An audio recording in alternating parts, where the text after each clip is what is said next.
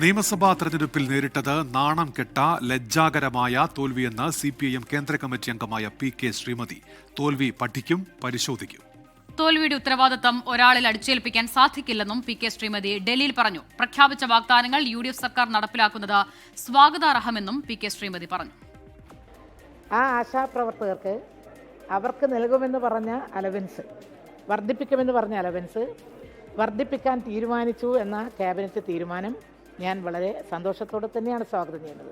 10 വർഷക്കാലം വികസനത്തിൻ്റെ രംഗത്ത് സമാനതകളില്ലാത്ത വികസനം, അതുപോലെ ക്ഷേമ പ്രവർത്തനങ്ങളിൽ ഒരുപക്ഷെ ചരിത്രത്തിലില്ലാത്ത രീതിയിലുള്ള പദ്ധതികളും പ്രവർത്തനങ്ങളും ഇതൊക്കെ ഉണ്ടായിട്ടും എന്തുകൊണ്ടാണ് ഈ വലിയ ലജ്ജാകരമായ എന്ന് തന്നെ പറയാം, അങ്ങേറ്റം നാണം കെട്ട ഒരു തോൽവി ഞങ്ങൾക്കുണ്ടായിട്ടുണ്ട് എന്നുള്ളത് ഞങ്ങൾ സ്വയം വിമർശനപരമായിട്ട് തന്നെ കണ്ടുകൊണ്ടിരിക്കുകയാണ്. പരാജയത്തിൻ്റെ ഉത്തരവാദിത്വം ഏതെങ്കിലും ഒരു വ്യക്തിയിൽ നമുക്ക് അടിച്ചേൽപ്പിക്കാൻ പാടില്ല.